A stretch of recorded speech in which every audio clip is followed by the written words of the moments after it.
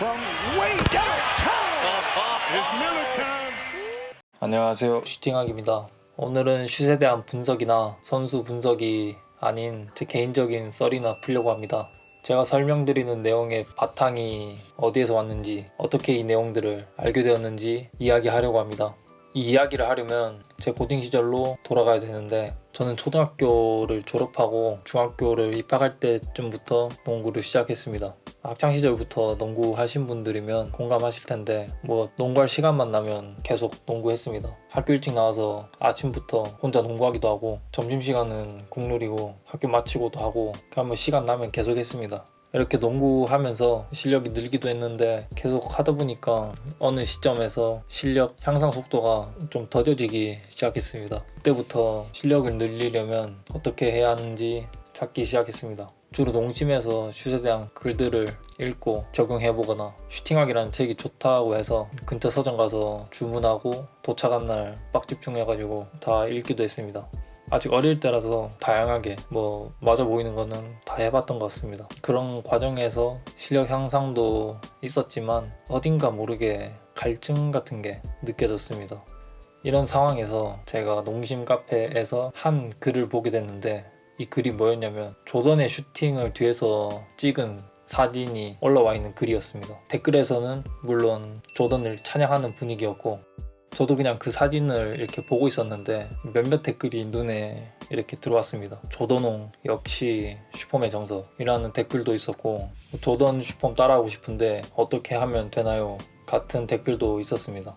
근데 이 댓글들을 보다 보니까 이제 몇 가지 생각이 딱 떠오르기 시작하는데, 아까 말했던 첫 번째 댓글을 보고 들었던 생각은, 그때까지만 해도 한국에서 정석이라고 불리던 슈퍼맨은 흔히 이런 자세, 설준희 교수님이 쓴 이 슈팅학을 기반으로 하는, 사실상 대부분이 잘 알고 있는 슈팅 방법이 적용되어 있는 자세를 일컬었습니다. 근데 그 책을 보면 분명히 상체를 림에 평행하게 두라고 되어 있었는데, 사진 속의 조던의 상체는 평평하지 않았고 오히려 조던의 오른쪽 어깨가 너무 튀어나와 보였습니다. 이 조던의 자세가 정석이라고 일컫기에는 제가 정석이라고 알고 있던 자세와 갭 차이가 너무 많이 났습니다. 그리고 조던의 슈퍼맨을 따라하고 싶다던 그 댓글의 대댓글에는 흑인이라서 가능한 거다 라는 답변이 달려 있었습니다. 근데 그 답변에 대해서 뭔가 불충분하다는 느낌을 받았습니다. 그래서 정석이라고 불리는 슈퍼맨과 너무 달라 보이는 조던의 사진, 이걸 이해를 하고 싶어서 인터넷에 검색해보기 시작했습니다. 그렇게 검색을 하다가 저녁쯤이 돼서 기초농구라는 카페를 발견했습니다. 이 10년 전과 똑같은 카페 배너, 그 모습 그대로. 그때도 딱 들어갔을 때 카페 배너나 카페 명 같은 게 좀 대충 만든 것 같아서 약간 물음표였었는데, 어쨌든 궁금한 건 조던 사진에 대한 저의 의문이었으니까 카페 글들을 쭉 읽어보면서 어떤 설명을 하는지 이렇게 살펴봤습니다. 그리고 카페 글들을 좀 읽어본 결과 이 카페 글들을 어느 정도 신뢰하게 되었습니다. 이 신뢰하게 된 결정적인 이유는 설명력의 차이였습니다. 기존의 한국에서 다뤄지던 슈팅 방식으로는 한국 선수들의 슛은 충분히 설명할 수 있었는데, NBA 선수들의 슛은 설명 자체가 불가능했습니다. 지금도 거의 비슷하고, 한국 선수들이랑 비교를 해서 스트롱핸드의 어깨는 너무 앞으로 나와 있고 팔로스루는 림을 외면하고 있고, 한국 슈팅 방식에서 하지 말라는 것만 하는데 슛은 더 잘 쏜단 말이죠. 그래서 이건 뭐지 하다가 다른 사람한테 물어보면 흑인이라서 그렇다 라는 약간 찝찝한 대답. 그래서 제 상식선에서는 NBA 선수들의 슛은 약간 하나의 불가사의처럼 생각됐습니다. 이런 상황에서 기초농구라는 카페는 최소한 흑인이라서 가능한 거다 라는 답변보다는 좀 더 나은 설명을 들을 수 있었습니다. 참고로 제가 동양인이라 반감이 생겨서 이 의견을 안 믿은 건 아니고, 물론 동양인이라 불가능할 수도 있겠다 라는 생각을 해보긴 했는데, 만약에 이게 동양인이 NBA에서 뛴 케이스가 없어서 불가능하다는 거면 이거 자체가 충분한 근거가 되기는 힘들다 이렇게 생각을 했었습니다. 그리고 흑인과 동양인의 신체적인 차이 때문에 그렇다라는 말에 대해서는 이것도 그럴 수도 있겠다 라는 생각을 하긴 했는데, 이게 신체적인 차이에서 오는 슈퍼의 차이는 그래도 뭔가 비슷해 보이는 구석이라도 있는데 KBL이랑 NBA의 슈퍼의 차이는 신체적인 차이라고 하기에는 방식 자체가 너무 달라 보여서 그래서 좀 찝찝한 느낌을 받았습니다. 이 카페에서 다루는 내용은 누구의 슈퍼를 따라해라 같이 따라하기를 통해 배우는 슈팅을 다루는 게 아니라 인간이 가진 신체적인 구조를 통해서 어떻게 하면 효율적인 슛을 쏠 수 있을까 라는 좀 더 근본적인 물음에서 시작했습니다.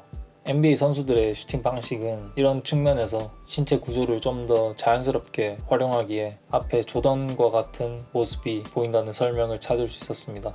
그래서 이것에 대해 좀 더 자세히 배우고 싶어서 열심히 카페에 글 읽어보고 생각해보고 그랬습니다. 근데 이 카페에 약간 특이한 점이 있는데 글의 마지막 부분에 항상 슈팅에 대한 직접적인 내용은 글을 통해서 전달하기 힘드니 직접 와서 배워야 한다는 말이 있었습니다.